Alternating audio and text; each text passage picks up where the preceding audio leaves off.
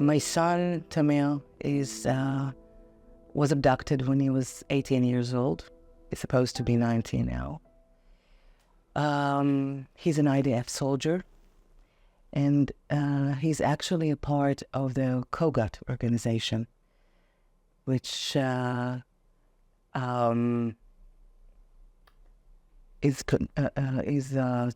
in charge of the humanitarian aid for the Palestinians. Ironically, this is a humanitarian aid organization who works with the Palestinians in Gaza. They give them license to work in Israel and take Palestinians for medical care in Israel and bringing goods in and out of the Gaza Strip. And he really loved his job. It was very important to him to make a difference and to do whatever he can to be civilized, to be human to one another. And on October 7th, I woke up from a telephone call. I saw my son's name on the screen, but I didn't get the chance to answer that phone.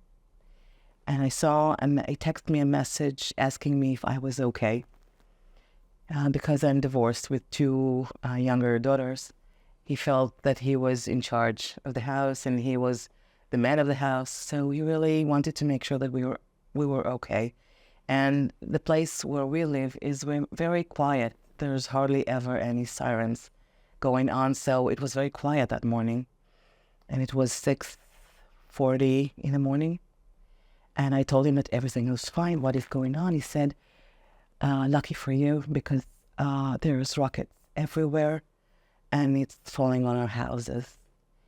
And usually the drill was, because unfortunately we're used to getting missiles attacks from now to then. And the drill was that they are sent back home. And he said, I'll be back home in a little while, I believe so. And I told him to take good care of himself and text me when he can. He said, I will try. And that was the last I've heard from him. We started to hear rumors as the hours went by that something was going on and it's different this time.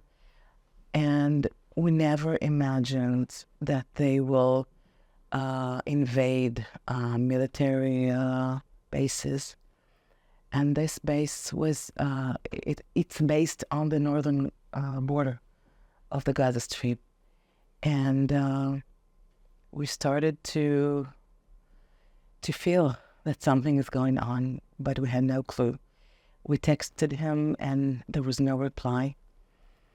And at around 2 o'clock in the afternoon, my youngest daughter, she was 14 at the time, came screaming and shouting that she's seeing her brother being abducted over the Instagram. And she gave me her phone and I watched the video. And at first I didn't recognize him because he was so terrified. And he was hiding his face so they won't hit him, because they were bullying him and screaming at him. They were 3 of them. And he was with his pajamas, it was barefoot, with no glasses on. He can hardly see anything without his glasses. And it was, I think that the terrifying look on his eyes are with me every night when I go to sleep. And to see that as a mother, with no way I can reach him, help him, replace him, and he's only 18 years old. He only starts his life right now, and he's got dreams and ambitions, and it's all stopped at that moment. And the last footage we saw was of him being dragged over his friends' dead bodies through the brick walls into the Gaza Strip. And that was the last footage we saw. How does it make you feel as a mother being without a son? I don't wish that upon any mother. I till this day, I don't really understand that this is my situation. I think this is something that protects me, but it seems like I'm telling a story. This is somebody else's life. It cannot be my life. I miss him. He's not just only my son. He's a friend. We used to talk for hours until the 2 o'clock in the morning. He tells me everything, and I've heard from his friends now that he always considered me one of his best friends, and it means the world to me. So I'm not only missing a son, I'm also missing a friend. And he's a unique human being, and I can share with you and give you a glimpse of what is an 18-year-old Israeli boy. And I can tell you that when we received his belongings, I received his glasses, and I received his shoes, and the clothes he wore the night before. And inside his pocket, he had a note. And he actually wrote 3 sentences for himself. I can show you, this is a note. It's in Hebrew. I will translate it. It says, to succeed helping a lot of people, to create a close circle of friends, and not to harm anyone. And this is an 18-year-old boy, 18 Israeli boy, who really wants to make a difference in this world. He doesn't think of how to build a tunnel or to kill people. He just wants to make this a better place for us to live. And we need more people like that who cares about other people. And we are very sorry for all the civilians that are being injured and killed during this horrific situation that we didn't provoke in any way. Hamas decided to launch this attack on us. And we weren't prepared, as you know. We never thought that they could do such an horrific attack. And I think both sides are suffering.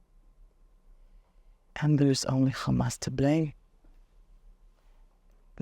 Unfortunately, they don't care for the Palestinians in Gaza.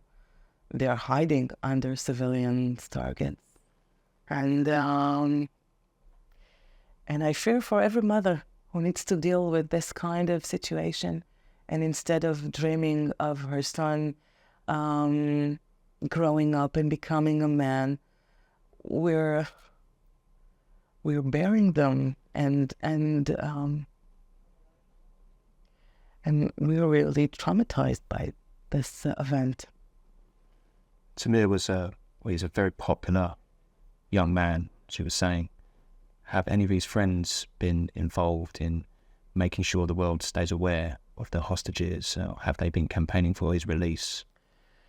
It's very hard for them. They're very young, and it's very difficult. They're finding ways to do that over the media, posting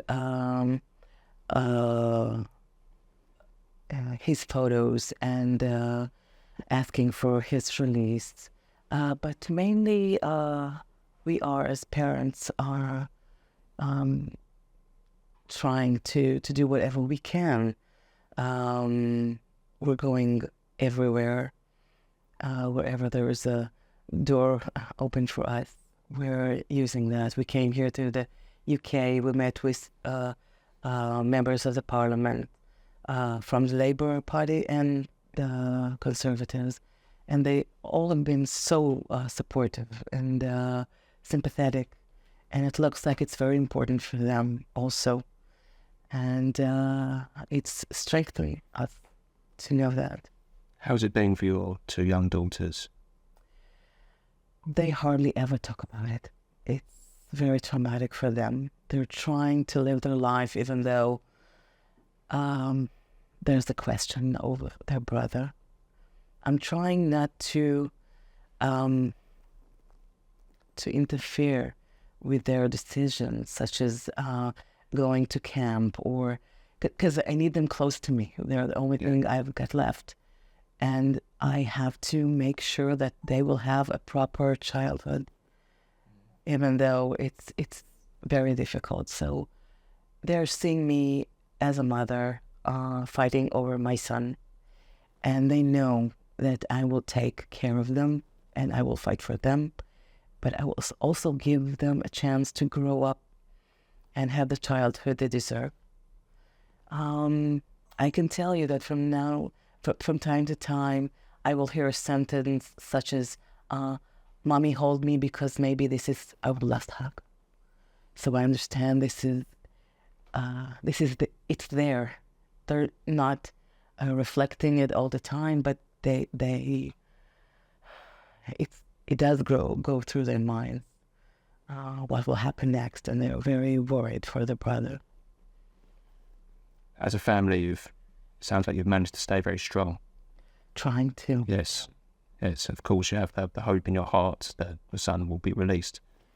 Hopefully, even though there's no indication whether he's alive or not. And we starting to fear the worst have happened. And, you can handle a yes, you can handle a no, but to be in between, it's really, it's like a marathon. And you need to, I don't know how to say it exactly, but when it's a short running, you need to speed up very fast. But when it's a marathon, you need to pace your step. Otherwise, you'll be with no strength at all to continue. And we need to continue. I hope not for long, but there's no promise that the deal will come to an end now. I hope so. We really hope so, that the mediators will do their job and that there will be a solution.